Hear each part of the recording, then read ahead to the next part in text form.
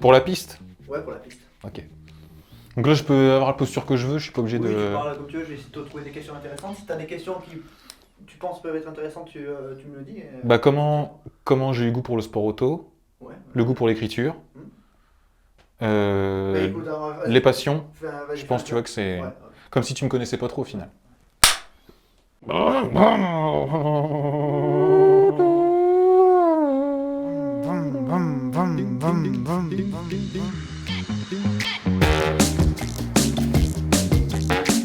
Je m'appelle Alexandre, j'ai 30 ans et je suis passionné de sport automobile depuis que j'ai 5 ans. Pas que de sport automobile, mais je dois bien avouer que c'est peut-être...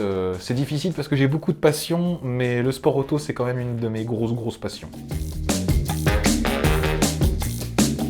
Bah en fait, pendant le confinement en 2020, alors qu'on se faisait tous chier comme des rats morts, je m'étais dit, bon, les 24 heures du Mans approchent, ça devait être vers le mois de mars ou d'avril, un truc comme ça. Et comme je travaillais pour un média de presse écrite, je couvrais des événements locaux, mais j'avais pas l'occasion de parler de sport automobile ou des sports qui me sont chers, donc le tennis, le ski alpin.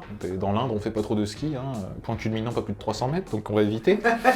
Mais je m'étais dit, putain, j'aimerais bien quand même pouvoir parler des sujets qui me plaisent, sachant que, bon, je sais que écrire, c'est quelque chose que j'aime bien et que je sais pas trop mal faire. Donc du coup, je regardais un peu les chaînes qu'il y avait sur YouTube qui proposaient du contenu sur le sport auto, et j'avais choisi la tienne parce que t'étais celle où il y avait le plus d'infos, où je sentais le plus de passion. On n'était pas dans de la YouTuberie pour de la YouTuberie, il y avait un côté reportage, un côté passion, un côté sens du détail qui me plaisait beaucoup. Moi, ce que j'aime bien dans ta chaîne, c'est parce que tu parles de ta passion avant de faire du YouTube. Donc je m'étais dit, bah écoute, je lui propose un truc, et puis t'as dit oui tout de suite, on s'est mis d'accord pour faire un épisode sur des éditions marquantes des 24 heures du Mans. Donc ouais, c'est venu comme ça, ouais, pendant le confinement, je m'emmerdais, et puis je m'étais dit, bon, faudrait peut-être quand même s'occuper un peu, parce que à part jouer à la console, boire des bières, quelques bières, beaucoup de bières, non je déconne.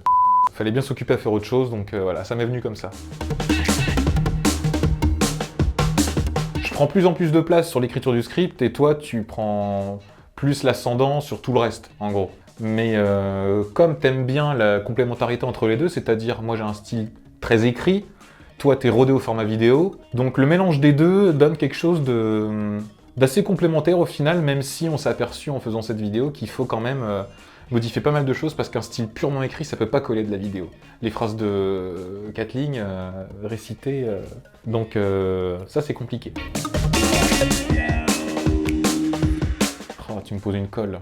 Alors pour des raisons perso, j'avais pas pu travailler tant que ça sur les 3 vidéos du scandale des 24 heures du Mans. Alors j'étais content de te refiler l'idée, mais j'étais déçu de pas avoir pu participer au script de celle-là. Mais sinon, celle que j'ai eu le plus de plaisir à faire, je pense que c'est celle avec 98 et 99. Alors j'ai trouvé sur YouTube quasiment la course en intégralité, enfin l'intégralité de la couverture télé de ces 2 éditions-là, et du coup c'est comme si je regardais une nouvelle course, quoi. Et quand les Toyota abandonnent en 98 et en 99, c'est comme si, enfin je m'y attends pas, tu vois, donc c'est un nouveau récit, mais c'est celle que je préfère parce que c'est assez facile d'être précis au final quand t'as vu toute la course, et ces 2 éditions de cœur, vraiment, enfin 98 et 99, si vous avez jamais vu, regardez au moins un peu. Alors, c'est pour les passionnés d'endurance, c'est long, il y a des moments où il se passe rien, mais c'est normal, c'est de l'endurance. Mais c'est des courses où il y a un scénario de fou furieux. En 98, t'as tous les leaders qui ont des problèmes, et ils sont 3 ou 4 à se battre à 10h du matin pour la tête dans le même tour, quasiment. Et 99, il y a les Toyota décimés, et puis le suspense de la course, c'est de savoir si les BM vont tenir et résister au retour de la dernière Toyota. Donc c'est des belles éditions, et ouais, j'étais très content de les faire. Les vidéos sur la vidéo sur la Renaissance aussi, qui était une version simplifiée du scandale des 24 heures du Mans, elle était sympa aussi à faire. J'étais content de l'avoir écrite, celle-là, d'avoir réussi à synthétiser un peu une période assez longue. Mais ma frustration après celle-là, c'est pour ça qu'on a fait la série en 3 épisodes, c'est que on n'abordait pas en détail les sujets qui ont mené à la période trouble qu'a connue Le Mans dans les années 90, au début des années 90. Donc au final, toutes elles ont été sympas à faire. Voilà, puis 2017... Non, faut pas que j'en parle, ça va m'énerver encore. 7 ans après, ça continue de m'agacer. C'est difficile de comparer des époques parce qu'on peut pas superposer les enjeux en fonction des règlements. En 98-99, t'as des constructeurs qui viennent avec une réglementation au final assez libre. Bon, t'as toujours un cadre évidemment, tu peux pas débarquer avec un monstre de 1000 chevaux, un réservoir de 300 litres et bouffer tout le monde. Pour moi, le plateau de 98 et de 99 est un peu plus impressionnant parce que t'as pas la bop. Alors attention, j'ai rien contre la bop. Ça, c'est d'ailleurs un truc que je pense que ça mériterait limite une vidéo. Faut arrêter avec la bop.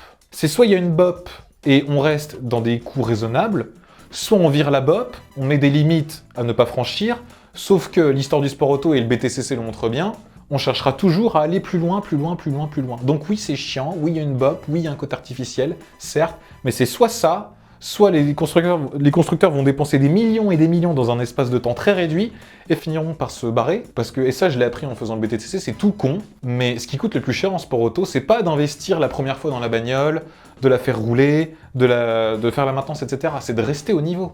Parce que pour rester au niveau, il faut que tu anticipes ce que vont faire tes adversaires. Une fois que tu as vu ce qu'ils ont fait, qu'ils sont plus rapides que toi, il faut que tu rattrapes leur retard, etc. C'est monstrueux, donc je préfère encore avoir un plateau réduit, avoir un plateau plus grand avec une bop, plutôt que d'avoir un plateau où tu as des mecs qui 2-3 ans de suite viennent, se disent bon bah c'est mort, on peut rien faire, et puis qui finissent par se barrer quoi. Donc j'aurais tendance à dire 98-99 pour s'arrêter que là. Ouais, mais j'avoue que 2023, voir tout ce monde sur la grille quand même, quand t'as les classements qui s'affichent sur la gauche et que tu vois que t'en as 18 en rouge, avec écrit hypercar, franchement, qui peut dire que ça l'emmerde? Oui, il y a une bop, oui. On s'en fout, faut savourer le spectacle un peu. On s'est fait chier pendant des années, donc maintenant qu'on a enfin un plateau relevé avec du suspense, c'est la première édition avec ce nouveau règlement, elle a donné ça a donné une course qui était géniale, franchement. Il y avait du suspense, il y a eu des rebondissements, de l'action, beaucoup d'accidents, on en a parlé. C'était une édition super, il n'y a pas à tergiverser, c'est vraiment mieux comme ça.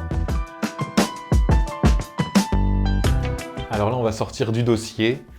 Alors, de mémoire, je sais plus si c'était 2021 ou 2022. La première année, c'est tout simple, c'est qu'on était dans le Discord donc de ta chaîne, avec d'autres gens, et donc on regardait les 24 heures du Mans, et chose rare, parce qu'habituellement, quand je regarde à la télé, je m'endors quasiment jamais, mais j'avais fini par m'endormir, et disons que quand je dors, tu vois un V8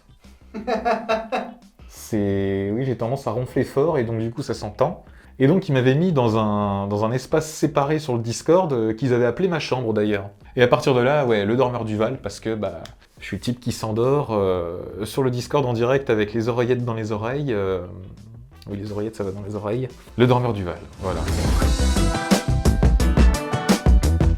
Oui, youtubeur, c'est un métier. Si on parle de présenter des sujets un peu sérieux qui touchent à la culture populaire, à l'histoire, sport auto, ce qu'on veut, enfin un sujet à peu près sérieux, où il y a un minimum de narration, oui, c'est un métier. S'il y en a qui trouvent encore moyen de dire, surtout pour ta chaîne, qui est en général très fouillée sur tout ce qui est détails historiques, recherche, etc.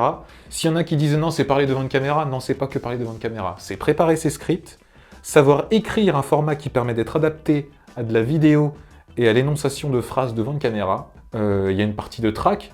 Moi, la vidéo que j'ai faite avec toi, c'est pas du stress, je veux dire, mais ça demande une appréhension quand tu le fais pour la première fois, c'est pas facile. J'ai aucune difficulté à parler devant des gens en public, mais respecter un cadre, un script, réciter les phrases, c'est un métier, ouais. Si moi tu me disais, bon bah aujourd'hui Alexandre c'est ta première vidéo, vas-y fais le montage, enregistre, fais le montage pour les voix et tout, ça me prendrait, mais j'imagine même pas les heures que tu dois passer dessus, donc oui, à ceux qui en douteraient encore, c'est un vrai métier. Et tant mieux que vous soyez rémunérés pour ça. Franchement, ça serait que pour la passion, moi je le ferais jamais. Hein. Si tu touchais pas un centime, et puis tu fais du contenu de qualité, enfin tu trouves du contenu sur YouTube que tu trouves pas à la télé, que tu trouves pas à la radio, que tu trouves pas dans les journaux. Dans les journaux un peu plus, parce que c'est ce qui nous sert de source pour la plupart, avec d'autres sites, qui soient japonais, anglais, ce que tu veux. Mais au vu de tout ce que j'ai dit avant, oui, c'est un vrai métier. C'était stressant. Alors stressant... C'était intéressant de se roder avec l'exercice, ouais, ne serait-ce que pour l'expérience, justement, ça vaut vraiment le coup d'avoir fait le déplacement, parce que oui, c'est quelque chose de nouveau, c'est, comme on dit avant, c'est un métier. Et pour pouvoir le faire, il y a des codes à respecter, il y a des attitudes à avoir, et c'est là où on voit la différence entre toi et moi, c'est que moi je suis habitué à écrire, je suis habitué à fouiller des détails, à faire des phrases qui soient correctes. Et toi, t'as passé ton temps à me dire, là, faut que tu fasses ci, là, faut que tu fasses ça. Alors que quand on écrit, c'est souvent moi qui dis, change ci, change ça, etc. Ça on le garde pas. Voilà, deux choses complémentaires, deux métiers différents, deux approches différentes. Et au final, c'est rigolo de... Pas d'inverser les rôles, parce que toi, t'as l'habitude d'écrire aussi, mais moi, l'écriture, c'est plus mon domaine en tant que tel, parce que je fais ça depuis longtemps, et puis... Ça a commencé à l'école avec les disserts, tout, j'adorais faire ça. Et puis après, ça s'est converti quand j'ai été correspondant de presse pendant 4 ans et demi. Donc ouais, l'expérience est géniale, ouais. Je le referai sans hésiter. Tu sais que j'y ai pensé il y a pas longtemps à ça en plus. Je vais t'en citer 5 parce que une c'est impossible. Oui. Number 1 Toyota GT1. Pas à chier. Bijou de technologie, elle a de la gueule. Elle a une livrée qui est iconique, on la reconnaît entre mille. Pas de discussion. Ensuite, une que j'adore, Nissan R90 CK, avec sa livrée caleçonnique bleu, blanc, rouge. Je la trouve magnifique, sublime, une très belle voiture. Ensuite, Ferrari 250 LM. Enfin, voilà, il suffit de la regarder. C'est une œuvre d'art sur roue. Il y a les formes, il y a de l'agressivité, les jantes et tout. Tout est fou, c'est un bijou. Jaguar Type D, obligé. Et puis une dernière, je vais citer une GT. J'adore ces bagnoles-là. Alors, elle a gagné la catégorie GT1 en 2010, derrière des GT2. Saline S7R, ouais. Je la trouve magnifique. Cette espèce de capot avant très très court et l'arrière très allongé. Et puis le bruit. V8 7 litres. Un bruit un petit peu différent de la Corvette.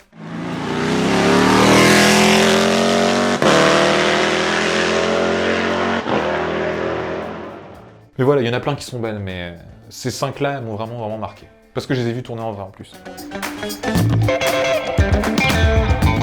Alors déjà son circuit, parce que quand on est amateur de sport auto, il n'y a pas un virage où tu t'ennuies au Mans en fait. Du Dunlop, en passant par le tertre rouge, le S de la forêt, les deux chicanes, elles sont légèrement différentes, elles ont de la technique, les S, Porsche, karting, le virage du pont, etc. Voilà, c'est un défi. Et ce qui rend Le Mans si unique à côté de son circuit, l'ambiance, c'est tellement ancré dans la tradition que au Mans, quand tu y vas tous les ans, t'as l'impression d'être chez toi quand tu reviens. Alors un peu moins maintenant parce qu'il y a tellement de monde que c'est compliqué.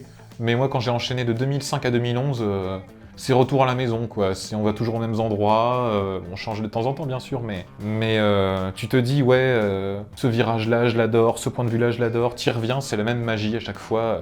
Et puis c'est les catégories de voitures, tu vois des voitures géniales là-bas. J'ai jamais eu la chance de voir une course de F1, mais les voitures du Mans, comment dire, le mélange GT, proto, la gestion du trafic et tout. Puis c'est long, c'est 24 heures, t'as le temps de te poser, c'est pas un événement où il faut courir dans tous les sens pour pouvoir l'apprécier à sa juste valeur.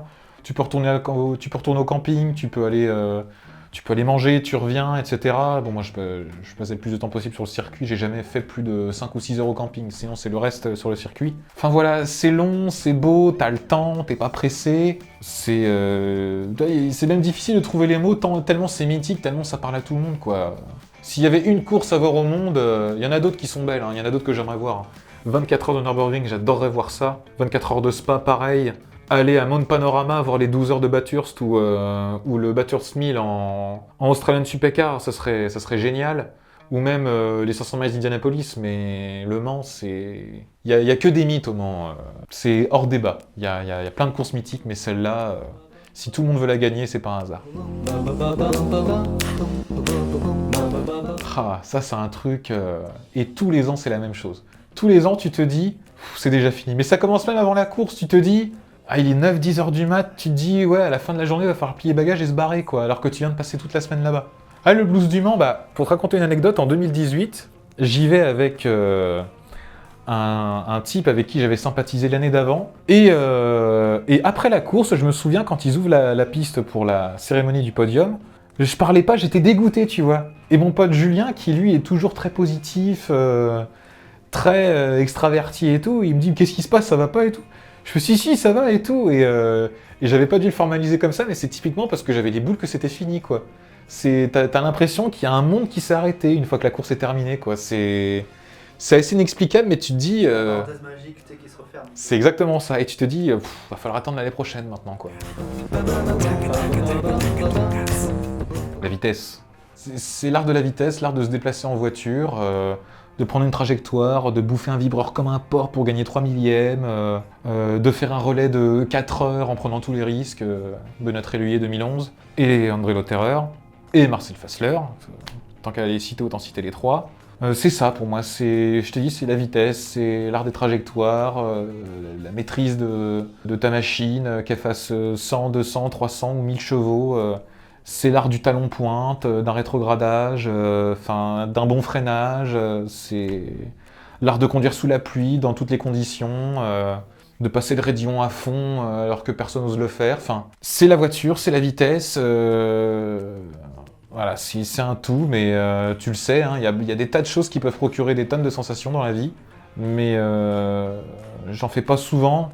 J'en ai fait beaucoup pendant un temps, mais pour moi, derrière un karting, à pouvoir arsouiller comme un porc et aller le plus vite possible, c'est pour moi des sensations inégalées. Alors, si la vidéo sur le BTCC fait plus de 400 000 likes, je lance une chaîne YouTube. Non, sérieusement, pourquoi pas? Ouais, peut-être, je ne sais pas. Il y a des tas de sujets qui m'intéressent dont j'aimerais pouvoir parler. Oui, c'est forcément quelque chose envisagé. Je peux pas dire non, je peux pas dire oui. Ce qui est sûr, c'est que le non, lui, est pas définitif. Eh bien... bisous.